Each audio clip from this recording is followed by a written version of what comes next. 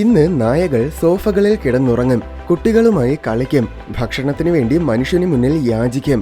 എത്ര ഭീകരമായ നായവർഗമായിരുന്നാലും അതെല്ലാം ഇന്ന് മനുഷ്യന്റെ കാൽച്ചുവട്ടിൽ കിടക്കുന്ന അടിമകൾ തന്നെയാണ്. എന്നാൽ ദശലക്ഷക്കണക്കിന് വർഷങ്ങൾക്ക് മുന്നേ വളരെ വ്യത്യസ്തമായ ഒരു നായവർഗമുണ്ടായിരുന്നു. അടിമത്തത്തിന് പകരം ആധിപത്യത്തിന് വേണ്ടി രൂപം കൊണ്ട ഒരു നായവർഗം. ഒരൊറ്റ കടിയിൽ ഇരയുടെ എല്ലുകൾ പോലും ഒടിക്കാൻ തക്ക വിധത്തിൽ മാരകമായ കടിശക്തിയുള്ള, കരടികളേക്കാൾ വലിപ്പമുള്ള ഒരു ഭയാനകമായ വേട്ടക്കാരൻ. ഇതാണ് എപ്പിക്യൂൺ ഹെയ്ഡനായ്, ഭൂമിയുടെ ചരിത്രത്തിലെ ഏറ്റവും വലിയ നായവർഗം.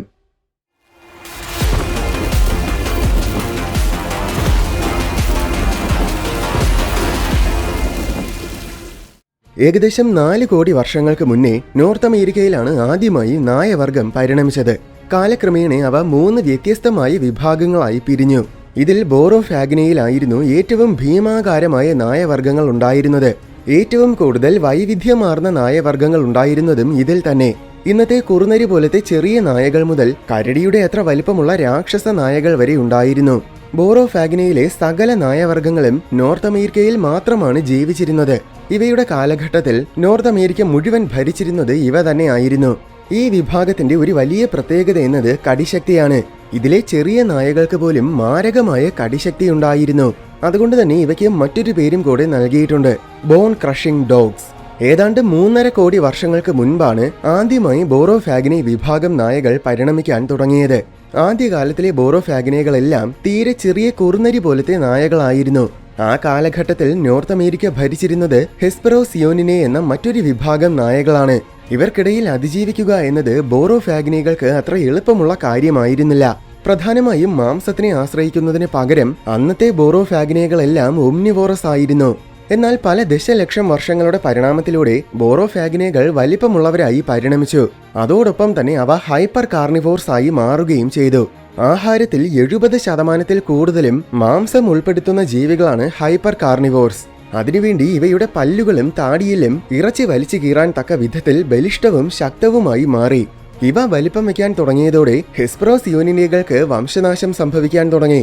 കാരണം ബോറോഫാഗ്നികൾ കൂടുതൽ വലിപ്പമുള്ളതും ശക്തരുമായിരുന്നു. വേട്ടയാടുന്ന കാര്യത്തിൽ കൂടുതൽ എഫിഷ്യന്റുമാണ്. അതുകൊണ്ട് ഹെസ്പെറോസിയോനിനെകൾക്ക് പിന്നെ പിടിച്ചു നിൽക്കാൻ സാധിച്ചില്ല. അങ്ങനെ ഏകദേശം 1.5 കോടി വർഷങ്ങൾക്ക് മുന്നേ ഹെസ്പെറോസിയോനിനെകൾക്ക് പൂർണ്ണമായും വംശനാശം സംഭവിച്ചു. പിന്നെ അങ്ങോട്ട് നോർത്ത് അമേരിക്കയുടെ ഭരണം ബോറോഫാഗ്നികൾ ഏറ്റെടുത്തു. ബോറോഫാഗ്നികൾ കാലക്രമേണ കൂടുതൽ വലിപ്പം വെച്ചുകൊണ്ടിരുന്നു. ഒടുവിൽ ഏകദേശം 1 കോടി വർഷങ്ങൾക്ക് മുന്നേ ബോറോഫാഗ്നി വിഭാഗത്തിലെ ഏറ്റവും വലിയ നായവർഗം പരിണമിച്ചു. കരടിയുടെ അത്ര വലിപ്പമുള്ളതും സിംഹത്തിന്റേതുപോലത്തെ തലയൂട്ടിയുള്ളതും എല്ലുകൾ വരെ തിന്നാൻ കഴിയുന്നതുമായ ഒരു രാക്ഷസ നായവർഗം. ഇതാണ് എപ്പിക്യൂൺ. നിലവിൽ എപ്പിക്യൂൺ വർഗത്തിൽപ്പെടുന്ന 3 നായകളെ നമ്മൾ തിരിച്ചറിഞ്ഞിട്ടുണ്ട്: എപ്പിക്യൂൺ സീവസ്, എപ്പിക്യൂൺ എയിൽറോഡോണ്ടോയിഡസ്, പിന്നെ എപ്പിക്യൂൺ ഹെയ്ഡനായ്. ആദ്യത്തെ 2 വർഗങ്ങളും ഏകദേശം ഇന്നത്തെ ഗ്രേ വോൾഫിന്റെ അത്ര വലിപ്പമുള്ളവയായിരുന്നു. എന്നാൽ മൂന്നാമത്തെ വർഗം, അതായത് എപ്പിക്യൂൺ ഹെയ്ഡനായ്, പൂർണ്ണമായും വ്യത്യസ്ത ഒരു ജീവിയെ പോലെ ആയിരുന്നു. ശരാശരി ഹെയ്ഡനായ്ക്ക് 90 സെന്റിമീറ്ററോളം ഉയരവും 125 കിലോഗ്രാം ഭാരവും ഉണ്ടായിരുന്നു. അതായത് ചില ബ്രൗൺ ബിയേഴ്സിന്റെ അത്ര ഭാരം. ഏറ്റവും വലിയ ഹെയ്ഡനുകൾക്കാണെങ്കിൽ 170 കിലോഗ്രാം വരെ ഭാരവും 3.5 അടിയോളം ഉയരവും 8 അടിയിൽ കൂടുതൽ നീളവും വെച്ചിരുന്നു. താരതമ്യേന പറഞ്ഞാൽ ഏതാണ്ട് ഇന്നത്തെ ആഫ്രിക്കൻ സിംഹങ്ങളുടെ അത്ര വലിപ്പവും ഭാരവും. ഭൂമിയുടെ ചരിത്രത്തിൽ ഇതിനു മുൻപും ശേഷവും ഇത്രയും വലിപ്പമുള്ള നായകൾ ഉണ്ടായിട്ടില്ല. അതായത് എപ്പിക്യൂൺ ഹെയ്ഡനയാണ് ഭൂമിയുടെ ചരിത്രത്തിലെ തന്നെ ഏറ്റവും വലിയ നായവർഗം. ഇന്ന് ഹെയ്ഡനയേക്കാൾ ഉയരമുള്ള ചില നായവർഗങ്ങളുണ്ട്. എന്നിരുന്നാലും ഭാരത്തിന്റെയും ശക്തിയുടെയും കാര്യത്തിൽ ഹെയ്ഡനായ് തന്നെയാണ് ഒന്നാമൻ. ഇവയെ അപകടകാരികളാക്കുന്നത് ഇവയുടെ വലിപ്പം മാത്രമായിരുന്നില്ല. ഇവയുടെ ശരീരം മുഴുവൻ തീവ്രമായി വേട്ടയാടാൻ വേണ്ടി രൂപകൽപ്പന ചെയ്തതാണ്. സാധാരണ ഇന്നത്തെ നായവർഗങ്ങളുടെ സ്നൗട്ട്, അതായത് തലയോട്ടിയുടെ മുൻഭാഗം, നീളം കൂടിയതും വീതി കുറഞ്ഞതുമായിരിക്കും. എന്നാൽ എപ്പിക്യൂണിന്റേത് അങ്ങനെ ആയിരുന്നില്ല. ഇവയുടെ സ്നൗട്ട് നീളം കുറഞ്ഞതും വീതിയുള്ളതും ഗോപുരം പോലത്തെ ആകൃതിയുള്ളതുമായിരുന്നു. അതായത് ഏതാണ്ട് ഇന്നത്തെ സിംഹത്തിന്റെ സ്നൗട്ട് പോലെ. ഇത് വെറും യാദർച്ഛികമായിരുന്നില്ല. നീളം കുറഞ്ഞ സ്നൗട്ട് ആണെങ്കിൽ പല്ലുകളും ജോ മസിൽസും ഒക്കെ താടിയെല്ലിന്റെ ജോയിന്റിന് സമീപമായിരിക്കും. അത് കൂടുതൽ ശക്തിയിൽ കടിക്കാൻ സഹായിക്കും. കാരണം സ്നൗട്ടിന്റെ നീളം കുറയുമ്പോൾ ഊർജം സഞ്ചരിക്കേണ്ട ദൂരവും കൂടെയാണ് കുറയുന്നത്. അതിനാൽ കടിശക്തിക്ക് ആവശ്യമായ ഊർജം ഒട്ടും പാഴാക്കാതെ നേരിട്ട് തന്നെ പേശികൾക്ക് നൽകാൻ കഴിയും. അതുകൊണ്ട് തന്നെ എപ്പിക്യൂൺ ഹെയ്ഡനായ്ക്ക് ഇന്നത്തെ സകല നായകളെക്കാളും കൂടുതൽ കടിശക്തി ഉണ്ടായിരുന്നു. ചില എസ്റ്റിമേഷൻസ് പ്രകാരം ഇതിന്റെ ഒരു കടിക്ക് 2000 മുതൽ 3000 PSI ശക്തി വരെ ഉണ്ടായിരുന്നു. ഓർക്കുക, ഇന്ന് ഏറ്റവും കൂടുതൽ ബൈറ്റ് ഫോഴ്സ് ഉള്ളത് സോൾട്ട് വാട്ടർ ക്രോക്കഡൈലിനാണ്. ഏതാണ്ട് 3700 PSI ആണ് ഇതിന്റെ ബൈറ്റ് ഫോഴ്സ്. അപ്പോൾ എപ്പിക്യൂൺ ഹെയ്ഡനയുടെ 3000 PSI ബൈറ്റ് ഫോഴ്സ് എന്നത് എത്രത്തോളം മാരകമായിരുന്നു എന്ന് ചിന്തിച്ചു നോക്കൂ. ഈ കടിശക്തി ഉപയോഗിച്ച് അന്നത്തെ ഏറ്റവും വലിയ ജീവികളായ ഒട്ടകങ്ങളുടെയും റൈനോസിന്റെയും കാലിലെ ഭീമനെല്ലുകൾ വരെ ഇവയ്ക്ക് കടിച്ചുടയ്ക്കാൻ സാധിച്ചിരുന്നു. മുന്നിലെ കാനൈൻ പല്ലുകൾക്ക് പിന്നിൽ ഇവയ്ക്ക് കാർണാസിയൽസ് എന്നൊരു തരം പല്ലുകളുണ്ട്. ഇന്നത്തെ നായവർഗ്ഗങ്ങൾക്കും ഈ പല്ലുകളുണ്ട്. ഇറച്ചി കടിച്ചു കീറാൻ തക്ക വിധത്തിൽ ഈ പല്ലുകൾ വളരെ കൂർത്തതായിരിക്കും. എന്നാൽ എപ്പിക്യൂൺ ഹെയ്ഡനയുടെ കാർണാസിയൽ പല്ലുകൾ കൂടുതൽ വലിപ്പവും വീതിയുമുള്ളതുമാണ്. ഇറച്ചി കടിച്ചു കീറുക എന്നതിലുപരി എല്ലുകൾ കടിച്ചുടയ്ക്കാൻ തക്ക വിധത്തിലാണ് ഈ പല്ലുകൾ രൂപപ്പെട്ടിരിക്കുന്നത്. കാർണാസിയൽസിനും പിന്നിൽ വീതിയുള്ള പരന്ന അരകല്ല് പോലത്തെ മോളാർ പല്ലുകളുമുണ്ട്. കടിച്ചുടയ്ക്കുന്ന എല്ലുകളെ ചതച്ചരയ്ക്കാൻ വേണ്ടിയിട്ടാണ് ഈ പല്ലുകൾ ഉപയോഗിച്ചിരുന്നത്. അതിനു പുറമെ സസ്യാഹാരം ഭക്ഷിക്കാനും ഈ മോളാർ പല്ലുകൾ ആവശ്യമാണ്. കാരണം ഇവയുടെ ഡയറ്റിൽ ഏതാണ്ട് 30% സസ്യജാലങ്ങളായിരുന്നു. ഇന്നത്തെ നായകൾക്ക് എല്ലുകൾ ഭയങ്കര ഇഷ്ടമാണ്. എന്നിരുന്നാലും അങ്ങനെ എല്ല് കഴിക്കുന്നത് പൂർണ്ണമായും സേഫ് അല്ല. എന്നാൽ എപ്പിക്യൂൺ ഹെയ്ഡനെ ഇങ്ങനെ ആയിരുന്നില്ല. സ്പോട്ടഡ് ഹൈനകളുടെ പല്ലുകളിൽ കാണുന്നതിന് സമാനമായ കേടുപാടുകളാണ് എപ്പിക്യൂൺ ഹെയ്ഡനയുടെ പല്ലുകളിലും കാണപ്പെടുന്നത്. അത് കണ്ടപ്പോൾ ഹെയ്ഡനായി എല്ലുകൾ തിന്നുന്ന നായവർഗമാണെന്ന് സംശയം തോന്നിയിരുന്നു. കാരണം സ്പോട്ടഡ് ഹൈനകൾക്ക് എല്ലുകൾ തിന്നാനും അത് ദഹിപ്പിക്കാനുമുള്ള കഴിവുണ്ട്. ശേഷം എപ്പിക്യൂൺ ഹൈഡനയുടെ ഫോസിലൈസ്ഡ് ആയ ഫീസീസ് പരിശോധിച്ചപ്പോൾ അതിൽ എല്ലുകളുടെ നിരവധി ഫ്രാഗ്മെന്റ്സ് ഉണ്ടായിരുന്നു. അത് കണ്ടപ്പോൾ ഹെയ്ഡനായി ശരിക്കും എല്ലുകൾ ഭക്ഷിച്ചിരുന്നുവെന്ന് ഉറപ്പായി. ഈ കഴിവ് ഹെയ്ഡനൈകൾക്ക് വലിയൊരു അഡ്വാൻറ്റേജ് ആയിരുന്നു. എന്തെന്നാൽ ആഹാരത്തിനു വേണ്ടി കടുത്ത മത്സരമുള്ള ഒരു ആവാസ വ്യവസ്ഥയിലാണ് എപ്പിക്യൂൺ ഹെയ്ഡനായി ജീവിച്ചിരുന്നത്. പ്രധാന കോമ്പറ്റീഷൻ സാബർ ടൂത്ത്ഡ് കാറ്റ്സും ജൈന്റ് ബിയേഴ്സും ഒക്കെ ആയിരുന്നു. പക്ഷേ ഒട്ടുമിക്ക പ്രൊഡക്റ്റേഴ്സും മാംസം ഭക്ഷിച്ച ശേഷം എല്ലുകൾ ഉപേക്ഷിച്ചു പോകും. എന്നാൽ എല്ലുകൾ വളരെ ഊർജ്ജ സമ്പന്നമായ ആഹാര പദാർത്ഥമാണ്. അതിനാൽ മാംസത്തിന് പുറമെ എല്ലുകളും കൂടെ ഭക്ഷിക്കുമ്പോൾ ഹെയ്ഡനൈക്ക് ആഹാരം കണ്ടെത്താൻ കുറച്ചുകൂടെ എളുപ്പമായിരിക്കും. ചില സമയങ്ങളിൽ വേട്ടയാടി കഷ്ടപ്പെടുന്നതിന് പകരം മറ്റു പ്രൊഡക്റ്റേഴ്സ് ഉപേക്ഷിച്ചു പോകുന്ന എല്ലുകൾ ഭക്ഷിച്ചാലും മതി. അതിനു പുറമെ ഏതെങ്കിലും ഇരയെ ഒരു പ്രൊഡക്റ്റർ വേട്ടയാടുമ്പോൾ മറ്റ് പ്രൊഡക്റ്റേഴ്സും അവിടെ എത്തും. മാംസം മാത്രം വേർതിരിച്ച് കഴിക്കുന്നതിന് പകരം എല്ലുകളും കൂടെ കഴിച്ചാൽ വളരെ വേഗം തന്നെ പിടിക്കുന്ന ഇരയെ തിന്നു തീർക്കാൻ പറ്റും. അപ്പോൾ മറ്റ് പ്രൊഡക്റ്റേഴ്സ് പിടിക്കുന്ന ഇരയെ മോഷ്ടിക്കാൻ വരുമെന്ന് ഭയക്കേണ്ട കാര്യമില്ല. അങ്ങനെ എല്ലാം കൊണ്ടും എല്ലുകൾ ഭക്ഷിക്കുന്നത് ഹെയ്ഡനൈകൾക്ക് വലിയൊരു അനുഗ്രഹമായിരുന്നു. ഇന്നത്തെ നായവർഗ്ഗങ്ങൾ പെർസിസ്റ്റന്റ് ഹണ്ടേഴ്സ് ആണ്. എന്നുവെച്ചാൽ ഇരയെ ഒരുപാട് ദൂരം തുരത്തി ഓടിക്കും. അവസാനം ഇര തളർന്നു വീഴും. അപ്പോൾ അതിനെ ആക്രമിച്ചു കൊല്ലും. എന്നാൽ ഭാരം ഒരുപാട് കൂടുതലായിരുന്നതിനാൽ എപ്പിക്യൂൺ ഹൈഡനൈക്ക് ഇത് സാധ്യമല്ല. അത്രത്തോളം എൻഡ്യൂറൻസ് ഇതിനുണ്ടായിരുന്നില്ല. ഇതിന് 55 കിലോമീറ്റർ വേഗത്തിൽ വരെ ഓടാൻ സാധിക്കും. അതായത് ഏതാണ്ട് ഇന്നത്തെ ഗ്രേ വോൾഫുകളുടെ അത്ര വേഗത്തിൽ. പക്ഷെ വളരെ കുറച്ചു ദൂരം മാത്രമേ ഇത്രയും വേഗത്തിൽ ഓടാൻ കഴിയൂ. കാരണം ഹെയ്ഡനയുടെ ശരീരം വളരെ പവർഫുൾ ആയ രീതിയിലാണ് പരിണമിച്ചിരിക്കുന്നത്, അല്ലാതെ എൻഡ്യൂറൻസിന് വേണ്ടിയല്ല. അതുകൊണ്ട് തന്നെ ഇന്നത്തെ വലിയ പൂച്ച വർഗ്ഗങ്ങൾ വേട്ടയാടുന്നത് പോലെയാണ് എപ്പിക്യൂൺ ഹെയ്ഡനയും വേട്ടയാടിയിരുന്നത്. അതായത് പതുങ്ങിയിരുന്ന ശേഷം സമീപത്ത് വരുന്ന ഇരയെ പെട്ടെന്ന് കുതിച്ചു ചാടി ആക്രമിക്കും. അതിനുവേണ്ടി കുറച്ചു ദൂരം ഇവയ്ക്ക് നേരത്തെ പറഞ്ഞ വേഗത്തിൽ ഓടാനും കഴിയും. അങ്ങനെ വളരെ പെട്ടെന്ന് ഇരയുടെ അടുത്തെത്തിയാൽ പിന്നെ തന്റെ ഭാരവും ശക്തമായ പേശികളും ഉപയോഗപ്പെടുത്തി ആദ്യം ഇരയെ തള്ളിയിടും. എന്നിട്ട് മാരകമായ പല്ലുകളും താടിയെല്ലും കൊണ്ട് ഇരയെ കടിച്ചു കീറും. എല്ലുകൾ വരെ പപ്പടം പോലെ ഒടിയും വിധത്തിലായിരിക്കും കടിക്കുന്നത്. അതുകൊണ്ട് തന്നെ ഇരയ്ക്ക് രക്ഷപ്പെടാൻ സാധിക്കില്ല. അത്യാവശ്യം വലിപ്പമുള്ള ഒരു ഇരയെ പോലും വേട്ടയാടാൻ ഒരൊറ്റ എപ്പിക്യൂൺ ഹെയ്ഡനായി തന്നെ ധാരാളമാണ്. പക്ഷെ ഇവ യഥാർത്ഥത്തിൽ ഒരു കൂട്ടമായിട്ടാണ് ജീവിക്കുന്നത്. അപ്പോൾ പിന്നെ ഏത് ഇരയെയും ഇവയ്ക്ക് നിഷ്പ്രയാസം വേട്ടയാടാൻ കഴിയും. വേണമെങ്കിൽ മറ്റ് പ്രൊഡക്റ്റേഴ്സ് കഷ്ടപ്പെട്ട് വേട്ടയാടുന്ന ഇരകളെ ഇവയ്ക്ക് കൂട്ടമായി ചെന്ന് പിടിച്ചു വാങ്ങുകയും ചെയ്യാം. അതായത് ഇന്ന് സിംഹങ്ങളിൽ നിന്നും ഹൈനകൾ കൂട്ടത്തോടെ വന്ന് ആഹാരം മോഷ്ടിക്കുന്നത് പോലെ. പക്ഷെ ഇവിടെ ഹൈനകൾക്ക് പകരം ബ്രൗൺ കരടിയുടെ അത്ര വലിപ്പമുള്ള മാരകമായ നായകളാണെന്ന് മാത്രം. കൂട്ടത്തിൽ ഒരുപാട് അംഗങ്ങൾ ഉള്ളതിനാൽ വേഗത കൂടിയ ഇരകളെ ഇവയ്ക്ക് വളഞ്ഞിട്ട് ആക്രമിക്കുകയും ചെയ്യാം. അതിനാൽ ഇവയുടെ പരിമിതമായ ഓടുന്ന വേഗത യഥാർത്ഥത്തിൽ ഇവയ്ക്കൊരു പ്രശ്നമേ ആയിരുന്നിരിക്കില്ല.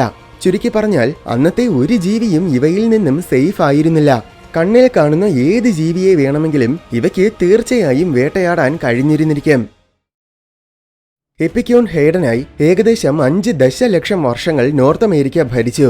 പക്ഷേ ഏകദേശം 50 ലക്ഷം വർഷങ്ങൾക്ക് മുന്നേ ഈ വർഗം നായകൾക്ക് വംശനാശം സംഭവിച്ചു. ഇത്രയും മാരകമായ ഒരു അപ്പെക്സ് പ്രെഡറ്ററിന് എങ്ങനെയാണ് വംശനാശം സംഭവിച്ചത്? അതിന്റെ കാരണം കാലാവസ്ഥാ വ്യതിയാനമോ പ്രകൃതി ദുരന്തമോ ഉൽക്കയോ അങ്ങനെ ഒന്നുമല്ല, പതിവ് പോലെ മനുഷ്യരുമല്ല. മറിച്ച് അന്നത്തെ നായവർഗ്ഗങ്ങൾക്ക് അത്രത്തോളം പരിചിതമല്ലാത്ത ഒരു വർഗം ജീവികളാണ് കാരണം. അതാണ് പൂച്ചവർഗ്ഗങ്ങൾ. ഏകദേശം 3 കോടി വർഷങ്ങൾക്ക് മുന്നേ യൂറേഷ്യയിലാണ് ആദ്യമായി പൂച്ചവർഗ്ഗങ്ങൾ പരിണമിച്ചത്. അതിനു മുന്നേ ഏഷ്യയിൽ തന്നെ നിമ്രാവിഡ്സ് എന്നൊരു തരം പ്രഡറ്റേഴ്സ് രൂപം കൊണ്ടിരുന്നു. ഇവയെ കാണാൻ പ്രത്യക്ഷത്തിൽ പൂച്ചകളെ പോലെ തന്നെ തോന്നും. അതുകൊണ്ട് ഫോൾസ് കാറ്റ്സ് എന്നാണ് ഇവ പൊതുവെ അറിയപ്പെടുന്നത്. ഏതാണ്ട് 4 കോടി വർഷങ്ങൾക്ക് മുന്നേ ഈ നിമ്രാവിഡ്സ് നോർത്ത് അമേരിക്കയിലെത്തി. നോർത്ത് അമേരിക്കയിലെ ഏറ്റവും വലിയ പ്രഡറ്റേഴ്സിൽ ഒന്നായിരുന്നു ഇവ. പക്ഷേ ഏകദേശം 2.5 കോടി വർഷങ്ങൾക്ക് മുന്നേ നോർത്ത് അമേരിക്കയിലെ മൊത്തം നിമ്രാവിഡ്സിനും വംശനാശം സംഭവിച്ചു. പിന്നെ ഏതാണ്ട് 70 ലക്ഷം വർഷങ്ങളോളം കാലം വരെ, അതായത് 1.8 കോടി വർഷങ്ങൾക്ക് മുൻപ് വരെ നോർത്ത് അമേരിക്കയിൽ പൂച്ച പോലത്തെ ഒരു പ്രഡറ്റേഴ്സും ഉണ്ടായിരുന്നില്ല. ഈ ഒരു കാലയളവിന് ദ കാറ്റ് ഗ്യാപ്പ് എന്നൊരു പേര് പോലും നൽകിയിട്ടുണ്ട്. ഈ കാലഘട്ടത്തിൽ ബോറോഫാഗിനകൾ വളരെ സമ്പന്നമായിട്ടാണ് നോർത്ത് അമേരിക്കയിൽ ജീവിച്ചിരുന്നത്. ശരിക്കും റിച്ച് ലൈഫ് എന്ന് തന്നെ പറയാം. മറ്റ് ഭൂഖണ്ഡങ്ങളിലെ ആവാസ വ്യവസ്ഥകളിലൊക്കെ പൂച്ചവർഗ്ഗങ്ങളും നിമ്രാവിഡ്സും ഏറ്റെടുത്തിരുന്ന പാരിസ്ഥിതികമായ വേഷമാണ് നോർത്ത് അമേരിക്കയിൽ ബോറോഫാഗിനകൾ ഏറ്റെടുത്തത്. പൂച്ചകളുടെ അഭാവത്തിൽ ബോറോഫാഗിനകൾ പൂച്ചകളെ പോലെയായി. എന്നാൽ 1.8 കോടി വർഷങ്ങൾക്ക് മുന്നേ യുറേഷ്യയിൽ നിന്നും ആദ്യമായി യഥാർത്ഥ പൂച്ചവർഗ്ഗങ്ങൾ നോർത്ത് അമേരിക്കയിലെത്തി. ഭാഗ്യത്തിന് ഈ പൂച്ചവർഗ്ഗങ്ങൾ തീരെ ചെറുതായിരുന്നു. അതുകൊണ്ട് ബോറോഫാഗിനകൾക്ക് ഇവ ഒരു വെല്ലുവിളി ആയിരുന്നില്ല. എന്നാൽ കാലക്രമേണ ഇവ വലിപ്പം വെച്ചു. ഏകദേശം 1 കോടി വർഷങ്ങൾക്ക് മുൻപ് മുതൽ ഇവ ബോറോഫാഗിനകൾക്ക് വെല്ലുവിളിയാകും വിധത്തിൽ വലിപ്പം വെക്കാൻ തുടങ്ങി. അതിനു പുറമെ ഏകദേശം 1.2 കോടി വർഷങ്ങൾക്ക് മുന്നേ യുറേഷ്യയിലുണ്ടായിരുന്ന നിമ്രാവിഡ്സും നോർത്ത് അമേരിക്കയിലെത്തി. ഇവ വളരെ വലിയ പ്രഡറ്റേഴ്സ് ആയിരുന്നു. ചിലത് ഇന്നത്തെ സൈബീരിയൻ കടുവകളുടെ അത്ര വലുതായിരുന്നു. ഈ ഫോൾസ് കാറ്റ്സും ട്രൂ കാറ്റ്സും എല്ലാം ബോറോഫാഗിനകളുടെ അതേ ഇരകളെയാണ് വേട്ടയാടിയിരുന്നത്. അതുമാത്രമല്ല, ഇവ യഥാർത്ഥത്തിൽ കൂടുതൽ മികച്ച വേട്ടക്കാരുമായിരുന്നു. ഏറ്റവും പ്രധാനമായും ഇവയ്ക്ക് വളരെ നീളം കൂടിയ കൂർത്ത് വളഞ്ഞ നഖങ്ങളുണ്ടായിരുന്നു. ഇരകളെ വിടാതെ പിടിച്ചു വെക്കാനും ആഴത്തിൽ മുറിവേൽപ്പിക്കാനും ഈ നഖങ്ങൾ വളരെ പ്രധാനപ്പെട്ടതാണ്. അതോടൊപ്പം ഇവയുടെ മുന്നിലത്തെ കാലുകൾക്ക് വളരെ ശക്തമായ പേശികൾ ഉണ്ടായിരുന്നു. ഇരകളെ മറിച്ചിടാനും മുറുകെ പിടിച്ചു വെക്കാനും ഇത് സുപ്രധാനമാണ്. ഇതിനൊക്കെ പുറമെ ചില പൂച്ചകളാണെങ്കിൽ ഒരുപാട് നീളം കൂടിയ വലിയ കാനൈൻ പല്ലുകൾ ഡെവലപ്പ് ചെയ്തു. അതാണ് സാബർ ടൂത്ത്ഡ് കാറ്റ്സ്. ചില നിമ്രാവിഡ്സും ഇതേ പല്ലുകൾ ഡെവലപ്പ് ചെയ്തിട്ടുണ്ട്. പിടിക്കുന്ന ഏത് ഇരയുടെയും ശരീരത്തിൽ ആഴത്തിലുള്ള മുറിവുണ്ടാക്കാൻ ഈ പല്ലുകൾ സഹായിച്ചിരുന്നു. അങ്ങനെ ആകെ മൊത്തത്തിൽ പൂച്ചകളും നിമ്രാവിഡ്സും ബോറോഫാഗിനകളെക്കാൾ ഒരുപാട് ബെറ്റർ ആയിരുന്നു. അനന്തരഫലമായി ബോറോഫാഗിനകൾക്ക് ആഹാരം കിട്ടാതെയായി. എങ്കിലും കുറെ കാലം ബോറോഫാഗിനകൾ പിടിച്ചു നിന്നു. പക്ഷേ ഏകദേശം 80 ലക്ഷം വർഷങ്ങൾക്ക് മുന്നേ വീണ്ടും യുറേഷ്യയിൽ നിന്നും ഒരുപാട് പുതിയ പൂച്ചവർഗ്ഗങ്ങൾ നോർത്ത് അമേരിക്കയിലെത്തി. അത് നോർത്ത് അമേരിക്കയിൽ ഓൾറെഡി ഉണ്ടായിരുന്ന മറ്റ് അപെക്സ് പ്രഡറ്റേഴ്സിന് വലിയൊരു അടിയായി. അനന്തരഫലമായി 70 ലക്ഷം വർഷങ്ങൾക്ക് മുന്നേ സകല നിമ്രാവിഡ്സിനും പൂർണ്ണമായും വംശനാശം സംഭവിച്ചു. അപ്പോഴും എപ്പിക്യോൺ ഹെയ്ഡനായി പിടിച്ചു നിന്നു. പക്ഷേ പിന്നെ അധിക കാലം അതിജീവിക്കാനായില്ല. ഏകദേശം 50 ലക്ഷം വർഷങ്ങൾക്ക് മുന്നേ പൂച്ചകളുമായുള്ള കഠിനമായ മത്സരം കാരണം എപ്പിക്യോൺ ഹെയ്ഡനായിക്കും വംശനാശം സംഭവിച്ചു. വലിപ്പം കുറഞ്ഞ ബോറോഫാഗിനകൾ വീണ്ടും പല ദശലക്ഷം വർഷങ്ങളോളം വരെ അതിജീവിച്ചു. എന്നാൽ ഏകദേശം 18 ലക്ഷം വർഷങ്ങൾക്ക് മുന്നേ അവശേഷിച്ച ബോറോഫാഗിനകൾക്കും വംശനാശം സംഭവിച്ചു. പക്ഷേ അപ്പോഴും മറ്റൊരു വിഭാഗം നായകൾ ബാക്കിയുണ്ടായിരുന്നു. അതാണ് കാനിനെ. വലിപ്പം കുറഞ്ഞ ചെറിയ നായവർഗ്ഗങ്ങളാണ് ഈ വിഭാഗത്തിൽ ഉണ്ടായിരുന്നത്. മറ്റ് 2 വിഭാഗങ്ങളെയും പോലെ പവർഫുൾ ആയിരിക്കുന്നതിന് പകരം ഇവ എൻഡ്യൂറൻസിന് വേണ്ടിയിട്ടാണ് പരിണമിച്ചത്. അതിനാൽ തന്നെ ഇവ പെർസിസ്റ്റന്റ് ഹണ്ടേഴ്സ് ആയിരുന്നു. പൂച്ചവർഗ്ഗങ്ങളൊന്നും പൊതുവെ പെർസിസ്റ്റന്റ് ഹണ്ടേഴ്സ് അല്ല. അതുകൊണ്ട് കാനിനകൾക്ക് പൂച്ചകളിൽ നിന്നും കാര്യമായ വെല്ലുവിളിയും ഉണ്ടായിരുന്നില്ല. അങ്ങനെയാണ് കാനിനകൾ വംശനാശം സംഭവിക്കാതെ അതിജീവിച്ചത്. 70 ലക്ഷം വർഷങ്ങൾക്ക് മുന്നേ ഈ വിഭാഗം നായകൾ നോർത്ത് അമേരിക്കയിൽ നിന്ന് പുറത്തു വരികയും ലോകം മുഴുവൻ വ്യാപിക്കാൻ തുടങ്ങുകയും ചെയ്തു. ഒടുവിൽ ഒരു വർഗം കാനിനെ മറ്റൊരു മാരകമായ ജീവിയുമായി കൂട്ടുകൂടി ജീവിക്കാനും തുടങ്ങി.